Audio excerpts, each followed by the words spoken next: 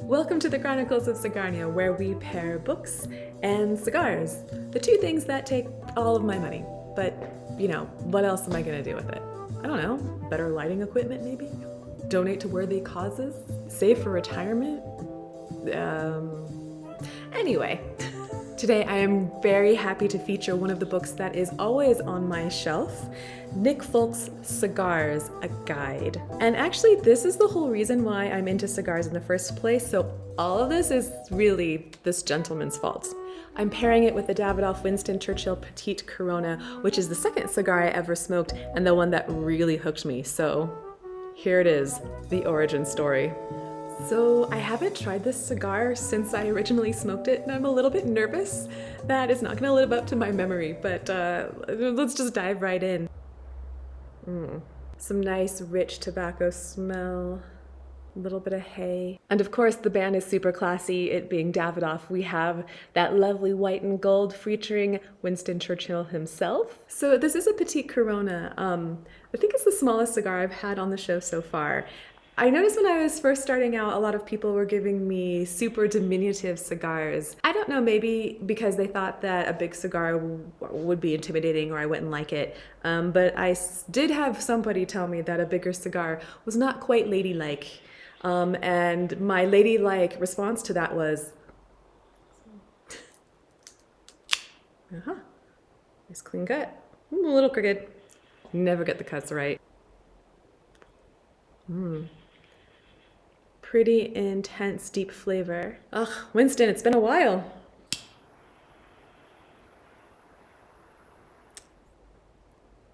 Wow. Takes me back.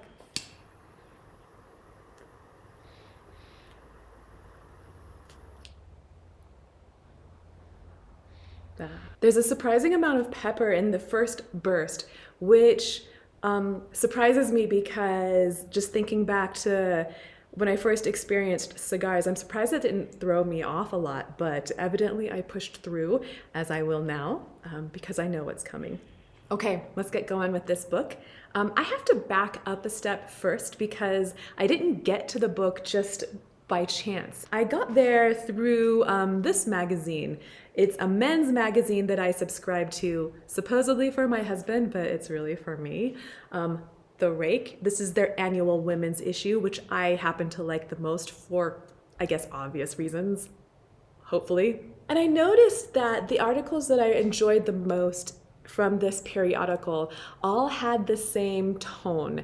And it turns out they were all written by the same man, the wonderful Nicholas Foulkes. Here he is, looking very dapper with his cigar. So what I appreciated about his writing was that it was super knowledgeable about some very posh subjects, but it always came off as very self-deprecating and funny, with a bunch of witty asides that would make me laugh out loud. So because I'm a big nerd about these things, I went to his website, and lo and behold, there were some very beautiful books. I am super shallow. I very much judge a book by its cover. So on his website, when I saw this, I thought, oh, that's really pretty. And when I saw it in person, I bought it, even though I did not smoke cigars. Gorgeous, right? Nice hardcover. And this is just the outside. Wait till we get inside. And so just from the book and how it looked alone, I got super educated about the cigar world without even having tried one before. So that pepperiness has died down, and it has been replaced by a very strong wood flavor. Some nice construction there. Nice dark burn line. Staying together. Reminds me of a stack of pancakes for some reason right there. Yeah, and maybe a little bit of black coffee in there too. Yeah, I'm actually surprised with how much I really enjoyed this. It really grabbed me the second I started smoking this when I had it so long ago. Now, all of these cigars later, I prefer a much less intense concentration of flavors, so you will see me with much larger ring gauges. But I have to say, the flavor that is coming through is quite lovely. Ooh, and there's a little surprise pepper on the back end of that. Ha, little pepper ambush there. Okay, I do want you to see inside of this beautiful book, but that means I have to put down my cigar. One more. What's great about this book is that you can pick it up and open it anywhere and have some good reading, but you can also read it all the way through. And it starts with history, and then it moves to what I believe Nicholas Foulkes calls lexicon. And then at the end, it's got a whole section on profiles of different brands. So just to show you, you've got some wonderful old woodcuts. If you can see that. Havana, 1890. As we move through time, we're getting into some color. And then we get a section about how the tobacco is grown, how the cigars are made, our man of the day. And then in the lexicon section, you get all kinds of definitions and charts to help you out. Always handy information, the ring gauges. You have a whole section on the different kinds of seeds. Charts with the different sizes. And I have to say, as a novice cigar smoker, that was one of the things that really threw me off, was like, this is a Toro, but this is also a Toro with double Corona, what? Helpful. But as we know, it's just kind of whatever. Okay, and then at the end, you have this great section of the brands, starting with Bolivar, and he gives it a rating of strength with the number of cigars, and he gives a quick write-up after giving a bit of the history. And it's in true funny Foulksian style, as we call it in my house. He calls the Bolivar, for example, under character. He says, like a wrecking ball or a brick through a plate glass window, hard to ignore, which says something about the taste in my household, because Bolivars are some of our favorites. Best enjoyed after a heavy meal and before a long lie down. Yes, yes. And you can see the bands feature before every brand, which is kind of fun. And it's not just the Cubans. He goes into some varieties that we get here in the United States. There's Alec Bradley, Avo, Camacho. Yeah. So what I was trying to achieve with all of this was to show you that it is a beautiful book to look at as well as to read. And it is super thorough and informative and entertaining. It has become my go-to reference as well as a little bit of fun. Speaking of, here I am in the second third. That woodiness has not changed very much, but it has gotten a bit more intense. That coffee flavor has also deepened. We're venturing into the realm of espresso. Yeah, but you know what? There is a sweetness, and it is overall very smooth. And there is a little bit of that Davidoff creaminess kind of trying to creep in there. Yes, please, more. So it is one thing to read about a subject. It is totally another to go actually try the thing.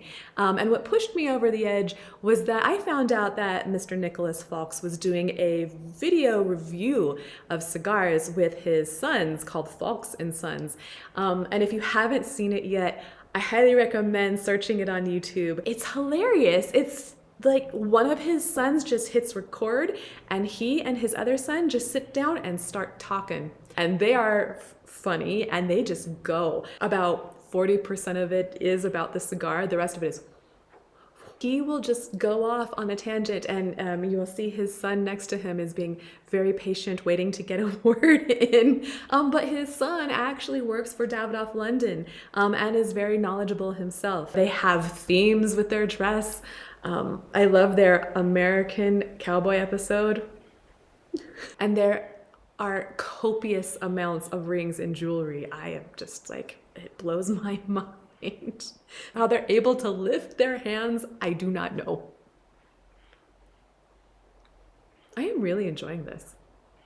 Anyway, just hearing them talk about these things called cigars, I had to try them for myself. But I do have a little funny Cigar Fairy story for you. It is a bit scary when you are a beginner to walk into a cigar store where there are many big white men buying lots and lots of cigars and spending lots of money, and they all knew each other. And I know nothing, so I am walking in like, hi, I'd I'd like to try a cigar, please. The owner, who was very busy at the counter, called to a woman standing next to the humidor, who I did not notice when I walked in, to help me. As I have mentioned in a previous episode, I am mixed race Asian, and the woman happened to be an Asian American older woman who reminded me of some of my aunties. So when she took me into the humidor, I felt instantly at ease. She got me my first cigar, and here I am today.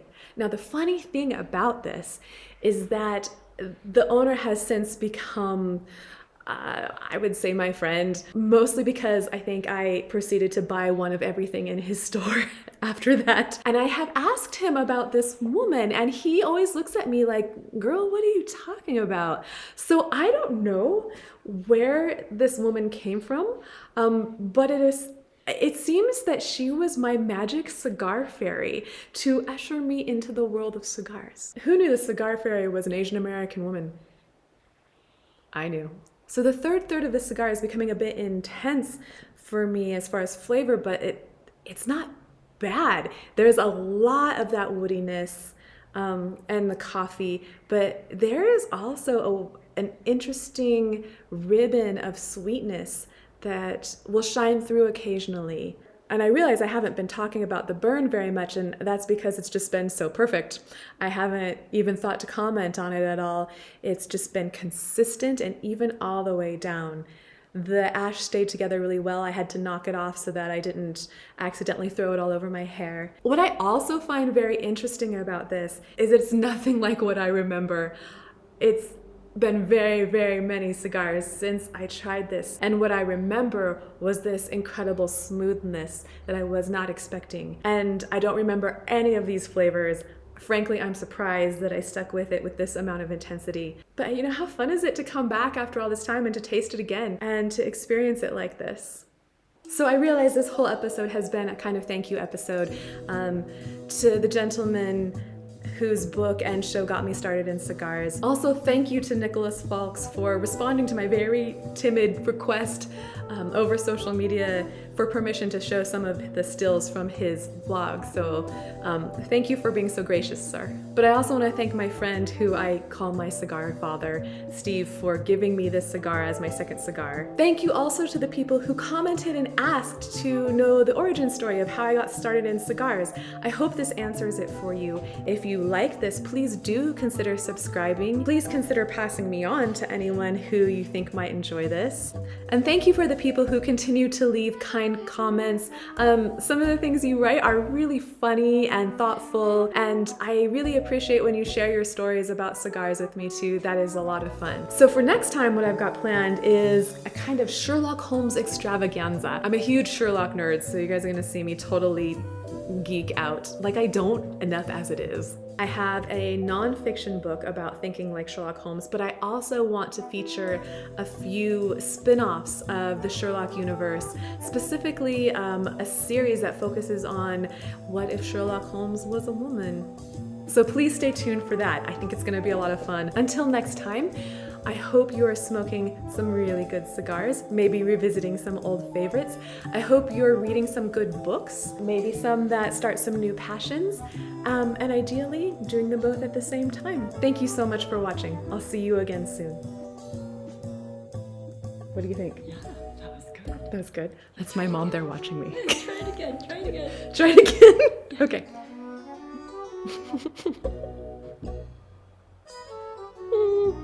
They're more like smoked donuts. No, without the hole.